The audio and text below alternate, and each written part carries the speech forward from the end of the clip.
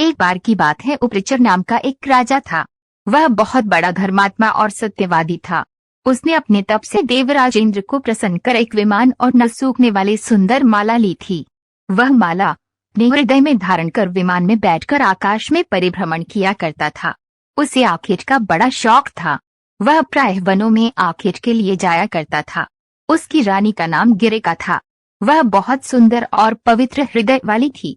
वह अपने पति को बहुत ही प्रेम करती थी। ईश्वर के प्रति उसकी बहुत बड़ी आस्था थी, इसलिए वह हमेशा भजन कीर्तन में लगी रहती थी। एक दिन गिरिका ऋतुमती हुई। 3 दिन के पश्चात जब रानी शुद्ध हुई तो उपरिचर उसके साथ रमण करने से पूर्व ही वन में आखेट के लिए चला गया।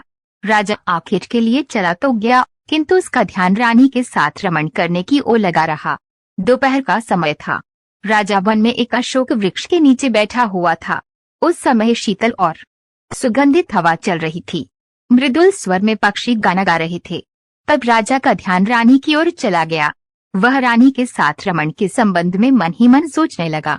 राजा कामातुर हो उठा और उसका वीर स्खलित हो गया। राजा ने सोचा उसका वीर व्यक्त नहीं जा सकता, अतः उसने अपने वीर को एक दोने में रखकर विमान में बैठे हुए बाज पक्षी को बुलाकर उसे कहा, तुम इस दोने को ले जाकर मेरी रानी को दे दो, वह इसे अपने मार्ग में धारण कर लेगी। तब दोने को मुंह में दबाकर बाज राजा के भवन की ओर उड़ चला।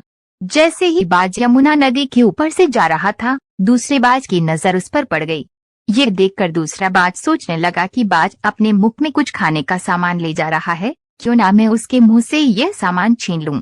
यह सोचकर बाज पहल बाज के ऊपर झपटा मारा, जिससे बाज के मुंह से दोना गिरकर यमुना नदी में बह गया। दोने में रखा वीरे यमुना नदी में बह गया। तभी एक मछली की दृष्टि उस वीरे पर पड़ी। उसने सोचा ये खाने की कोई वस्तु है और उसने उसे पानी के साथ निगल लिया। फलकता मछली गर्भवती हो गई। दासराज नामक मल्लाह को वह मछली शिकार में मिली। जब उसने मछली के पेट को बीचों बीच से काटा तो उसके पेट से एक बालक और एक बालिका निकली। उसने दोनों बच्चे को उपरिचर को भेंट कर दिया। उपरिचर ने बालक को लेकर बालिका को दास को वापस लौटा दिया। दासराज उस बालिका को अपने घर ले जाकर उसका पालन पोषण करने लगा। दासराज ने बालिका का नाम सत्यवती रखा। सत्यवती मछली के पेट में से उत्पन्न हुई थी, इसलिए उसके शरीर से मछली की गंध निकला करती थी, अतः लोग उसे मत्स्यगंधा भी कहते थे। मत्स्यगंधा धीरे धीरे बड़ी होने लगी। वह बहुत ही खूबसूरत थी। रात्रि को वह अपनी नाव पर बैठकर लोगों को इस पार से उस पार पहुंचाया करती थी। एक दिन दोपहर के समय महर्षि पराशर वहां जा पहुंचे। मत्स्यगंधा को देखकर महर्षि मुग्ध हो गए। उन्होंने कहा, सुंदरी, तुम्हें अपूर्व सुख मिलेगा, तुम मेरे साथ रमन करो। तब मत्स्यगंधा ने उत्तर दिया, महर्षि, आप ये कैसी बातें कर रहे हैं? दोपहर का समय है, आसपास लोग बैठे हैं, मैं आपके साथ रमन कैसे कर सकती हूँ? पराशर जी ने योग शक्ति से चारों ओर कोहरा कर दिया। तब पराशर बोले, अब हमें कोई नहीं देख सकता, तुम निश्चिंत होकर मेरे प्रस्ताव को स्वीकार कर लो।